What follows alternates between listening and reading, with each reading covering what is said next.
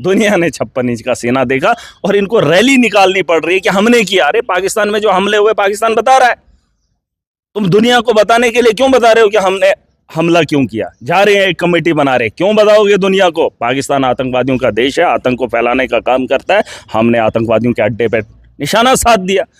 अब तुम जवाब भी दोगे दुनिया को हमने क्यों किया? अरे ये प्रधानमंत्री हमें चाहिए, दिया तो दिया, ठोका तो ठोका, लेकिन तुम कमेटी बनाओगे फिर दुनिया को बताओगे हमने वहां पर हमला क्यों किया, हम सीज फायर करेंगे। अमेरिका के कहने पर वो 56 इंच का सेना जिसको देश और दुनिया देखना चाहते, मजलूमों के लिए नहीं, मजलूमों के लिए नहीं, मुसलमानों के लिए नहीं, इस देश की बका के लिए उनको खड़ा होना चाहिए था। जहां घुटने टेक दिए और तिरंगा रैली भाजपा निकाल रही है कि हमने सफल किया, वो सेना ने किया, हमारी फौज ने किया, जो इस मुल्क की फौज है और ये भाजपा से पहले भी थी। जो कच्चे घर हैं, मजाक तो तब हुआ जब मैं इलाकों में गया, कहा कि गरीबों के जो कच्चे मकान हैं जिन पे शेलिंग हुई है उनको 20-25 हज़ार देंगे और जो पक्के मकान हैं उनको लाख रुपया देंगे। फिलहाल ये जब मैं देश से पूछना चाहता हूं कि मोदी का सपना 2024 का वो कच्चे को पक्का करने का, और बॉर्डर एरिया में अभी भी कच्चे और उनके जब मकान वो गिर गए तुम 25 हज़ार दोगे? वो शहीद का दर्जा तो दे दीजिए। आप तो कह रहे हैं, आपने पहले ही कहा वो शहीद, शहीद कौन मानता है? अरे सरकार तो लिखत में दी है, बताए कि ये शहीद है। अरे जंग में फौजी मरे या आम इंसान मरे, लड़ तो अवाम भी जंग लड़ती है, अवाम भी जंग लड़ती है। 10 लाख उसकी अदायगी नहीं है, उस 40 करोड़ इस देश के अंदर मुसलमान है और जिसको दाढ़ी है उसे आतंकवादी बना देते हैं। मैं कि कश्मीर पे हक जताते हैं, कश्मीर के लोगों पे हक जताते हैं, ज़मीन पे हक जताते हैं। अरे उस ज़मीन पर कभी आकर देखा तुमने? बातें करना बड़ा आसान है, उस सरजमीन पे आओ और बताओ, माफ़ी मांगनी चाहिए। महराज मलिक पीर पंजाल के दौरे पर हैं, राजौरी और पुंछ। राजौरी में मुख्तलिफ जगहों पर गए हैं, गाँव देहात तक गए हैं, सिर्फ शहरों तक अपने आप को महदूद नहीं रखा। फिर पुंछ आए तो पुंछ भी अलग अलग जगहों पर घूम रहे हैं। मेंढर पहुंचे थे, इस वक्त पुंछ में है जामिया ज़ियाउल उलूम। ये वो इदारा जिस इदारे में एक कारी मोहम्मद इकबाल शहीद होते हैं और शहादत के कुछ ही घंटों के बाद ये कहा जाता है कि पुलवामा हमले का मास्टरमाइंड मार दिया गया है और पाकिस्तान का एक दहशतगर्द मार दिया गया है। ये वही मदरसा है, इसी मदरसे में महराज मलिक साहब इस वक्त खड़े हैं। महराज साहब, अब बात तो ज़रा पुरानी हो गई है और इस पर बात भी बहुत हो गई है, लेकिन एक बार फिर मैं आपसे ये पूछना चाहूँगा, आप इसी मदरसे में हैं, कारी मोहम्मद इकबाल यहीं शहीद हुए हैं, आपने देखा सब कुछ, मीडिया के रोल के बारे में कुछ कहेंगे आप? देखिए, बात पुरानी नहीं होती है। आज अगर इसको 10 दिन हो गए, आप इसे पुराना नहीं कह सकते, क्योंकि एक आदमी की जान गई है और उसके परिवार से उनका सर का साया उठा है। ऐसा नहीं है, पुराना है, खून खून है और खून हमेशा याद रहता है, कुर्बानियाँ हैं और इन कुर्बानियों को हमेशा याद किया जाता है। रही बात जिस मदरसे में मैं खुद भी देखना चाहता था। मुझे अफसोस इस बात का है कि पूरे देश के अंदर जो माहौल बनाया जाता है, ये ग्राउंड की बात है। जिस जगह पे मैं खड़ा हूँ यहाँ पर बारूद गिरा है और बगल से पाकिस्तान की फायरिंग हुई है और देश के मीडिया ने आतंकवादी घोषित किया। हम किसी को शहीद कहें तो शहीद नहीं कहलाएगा, हम किसी को कुछ कहें वो नहीं कहलाएगा। जो उसके अमाल हैं उसके हिसाब से उसके फैसले होते हैं। बिल्कुल, ये हमारा मानना है और हम ईमान वाले लोग हैं। रही बात सरकार शहीद माने या ना माने, हमें उसका नहीं पता। वो तो शहीदों का दर्जा देना सरकार का काम था, वो उन्होंने नहीं दिया। जंग में हमारे लोगों की मौत हुई, वो रिलीफ नहीं दे पाए। हमारे लोगों के घरों का नुकसान हुआ, उसके बारे में सोच नहीं पाए।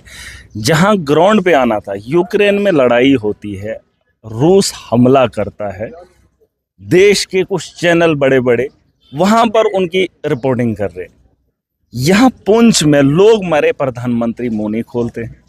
तिरंगा यात्रा के लिए भाजपा को खड़ा कर देते हैं, जंग के लिए फौज को ऑर्डर दे देते हैं और क्रेडिट खुद ले लेते हैं। ये माहौल है इस देश का, और देश का मीडिया यूक्रेन को कवर कर रहा है। और जो पुंछ के अंदर पाकिस्तान की शेलिंग से मारा जाता है, थोड़ी सी दाढ़ी क्या रख दी, आतंकवादी घोषित कर दिया। और बैठे बैठे इनका बस, ये तो मानते ही नहीं है। इस देश के अंदर जितने भी मुसलमान हैं उन्हें ही देशद्रोही कहते हैं। तो दाढ़ी अगर हो तो वो तो मुसलमान, अगर आप है ना, दाढ़ी नहीं है, आप मुसलमान हैं।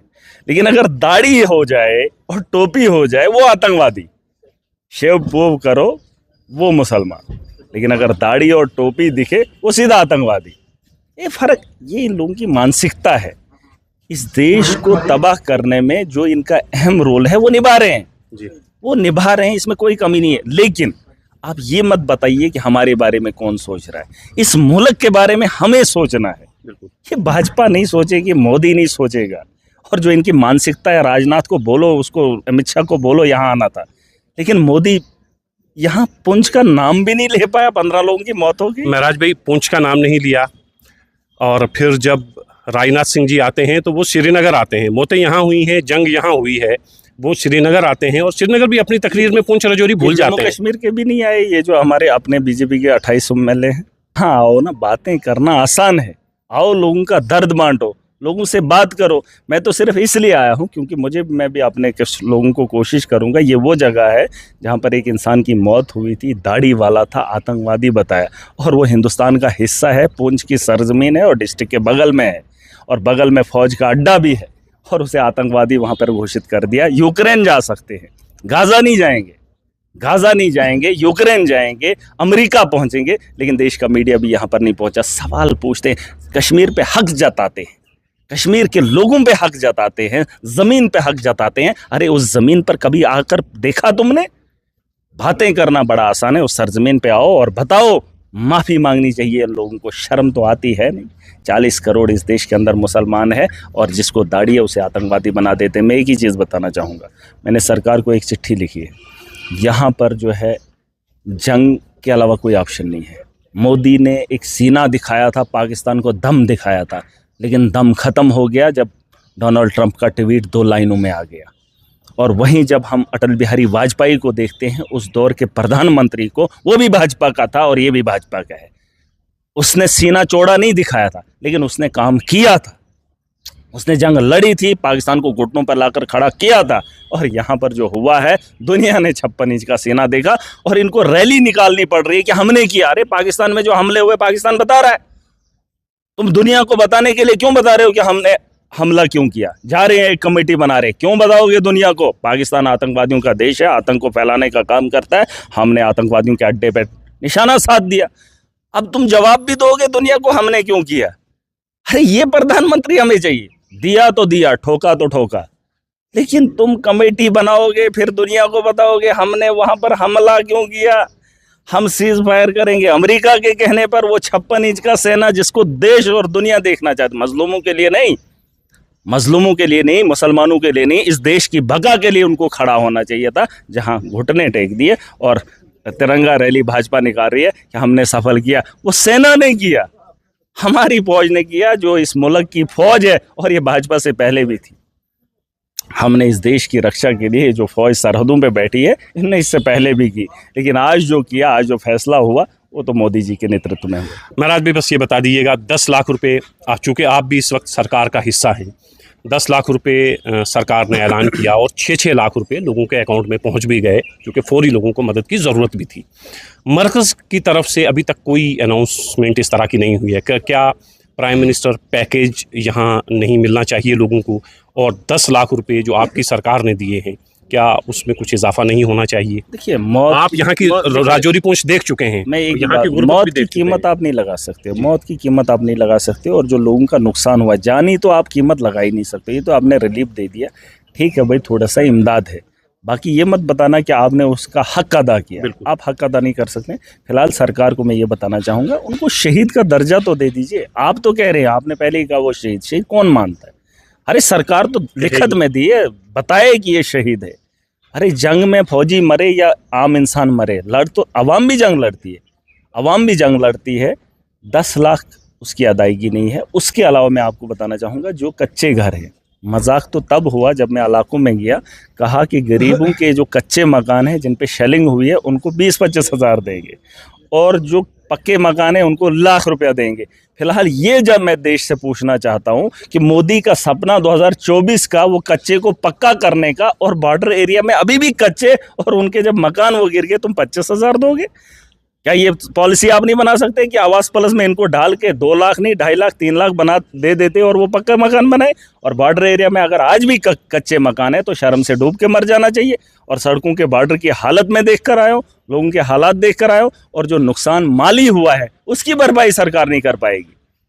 देख लेना, जब असेसमेंट के लिए आएंगे एक एक दरवाजे की कीमत क्या है। दरवाज़ा 5,000 का बनता है, ये पूरे मकान का जो नुकसान हुआ है उसको 5-10 हज़ार में निपटा लेंगे। देखेंगे आप, मेरी सरकार है, लेकिन मेरी सरकार ये नहीं है कि लोगों का जो नुकसान हुआ उसकी भी भरपाई ना करें, करनी पड़ेगी। अगर जंग ही चली ही होती, आज भी जंग होती, तो इतने लोगों को कैसे संभालते, बिल्कुल कैसे संभालते।